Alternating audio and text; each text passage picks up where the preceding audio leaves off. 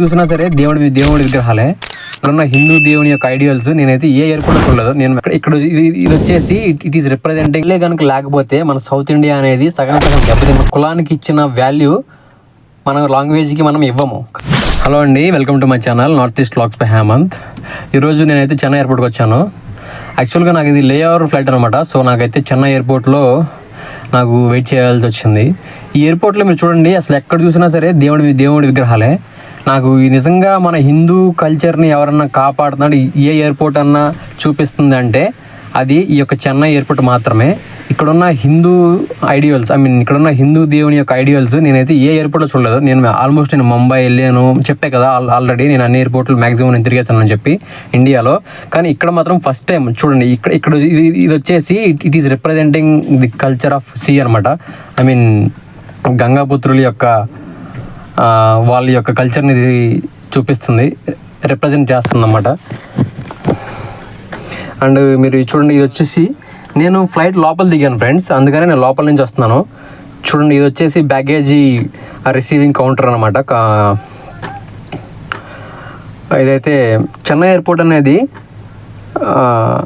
చాలా క్లీన్గా ఉంది ఫ్రెండ్స్. ఇక్కడ ఎయిర్పోర్ట్ లాంజ్ చాలా చిన్నగా ఉంది. నేను ఫస్ట్ టైము 1500 పెట్టి 4 ఇడ్లీ తిన్నాను. ఆ రోజు నాకు బాగా ఆకలేస్తుంది అనమాట.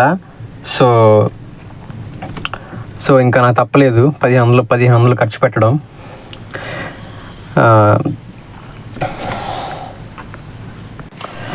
అక్కడ చూడండి, ఇక్కడ ఒక దేవత విగ్రహం ఉంది ఫ్రెండ్స్. ఆ దేవత ఎవరో నేనైతే సరిగ్గా నోటీస్ చేయలేదు.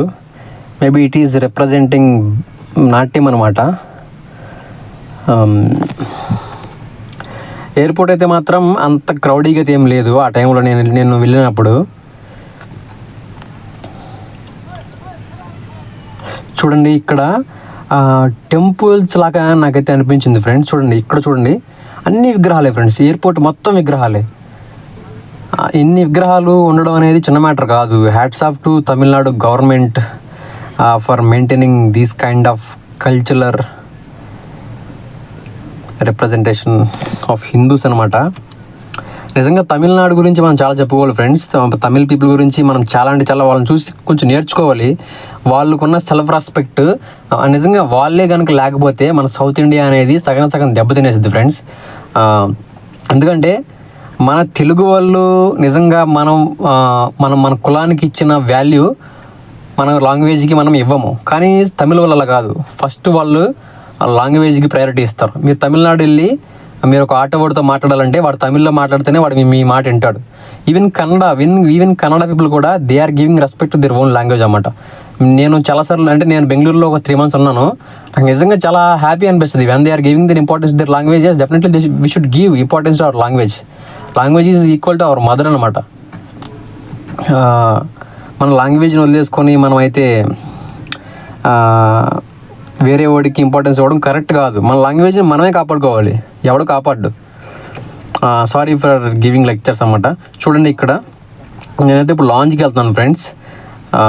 లాంజ్ ఇక్కడ చాలా చిన్నగా ఉంది. ఈవెన్ నేను లాంజ్కి వెళ్తున్నప్పుడు కూడా చూడండి, అక్కడ విగ్రహాలు, అసలు ఎన్ని విగ్రహాలు ఉన్నాయో ఫ్రెండ్స్.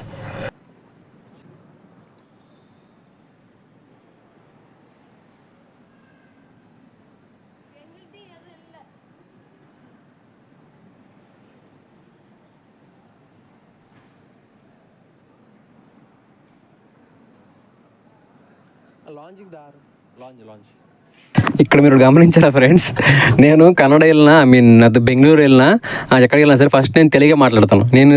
నేనైతే గొప్పలు చెప్పుకోవట్లేదు నా గురించి, నేను తెలుగే మాట్లాడతాను. ఆడికి తెలుగు వస్తే మాట్లాడతాడు, లేకపోతే ఆడి హిందీ మాట్లాడతాడు. నేను నిజంగా నాకు అప్పుడప్పుడు నాకు కొంచెం ఇది అనిపిస్తుంది. మీరు చూడండి, ఇక్కడ లక్ష్మీదేవి విగ్రహం అనుకుంటుంది. ఇక్కడ ఏంటంటే మనకి చెన్నై ఎయిర్పోర్ట్ లాంజ్లో మీరు ఫస్ట్ లోపలికి వెళ్ళి మీరు భోజనం మీరు చూసుకోవచ్చు. నేను ఇది ఎక్కడ చూడలేదు అనమాట, ఫస్ట్ టైం అనమాట నేను చూడడం. నేను అక్కడ 1500 నేను పే చేస్తున్నప్పుడు ఆ యొక్క అమ్మాయి, నాకు అక్కడ ఉన్న స్టాఫ్, ఆ యొక్క లేడీ నాకు ఏం చెప్పిందంటే, లేడీ స్టాఫ్, ఫీమేల్ స్టాఫ్, మీరు ఒకసారి వెళ్ళి లోపలికి వెళ్ళి మీరు చూసుకోండి, తర్వాత మీకు నచ్చితేనే మీరు పే చేయండి అని చెప్పింది. అది నేనైతే ఇంకా లాంజ్లో ఏముంటాయి, ఏముండవు కదా, ఇడ్లీ వడ తప్ప మన సౌత్ ఇండియాలో.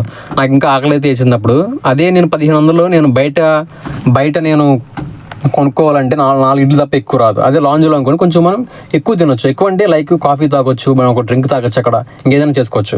ఇక్కడ నేనైతే మిలేనియం కార్డ్ ఇచ్చాను. దీనికి యాక్సెస్ ఉంటుంది, కానీ ఎందుకో మరి ఆ టైంకి ఇది కార్డు అనేది సరిగ్గా పనిచేయట్లేదు. సో నాకైతే 1500 కట్టాల్సి వచ్చింది ఫ్రెండ్స్. అంటే ఇంకా టైంకి అలా జరిగిపోయింది. తర్వాత బయటకు వచ్చి ఫీల్ అయ్యాను అనమాట, 1500 పెట్టి మనం తినడం అవసరమా అని అన్న ఫీలింగ్ నాకు వచ్చింది. ఎందుకంటే ఎంతైనా ఉంటుంది కదా.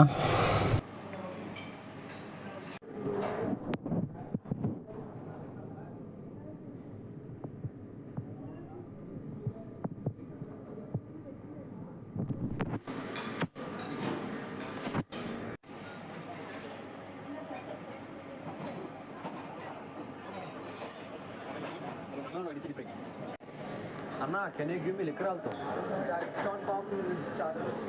Means should we buy? Yeah. Friends మీరు చూసారు కదా, మనకి లాంజ్లో మనకి లిక్కర్ లైక్ ఆల్కహాల్ అనేది మనకి ఫ్రీ ఇవ్వరు, వీ హ్యావ్ టు బై అనమాట.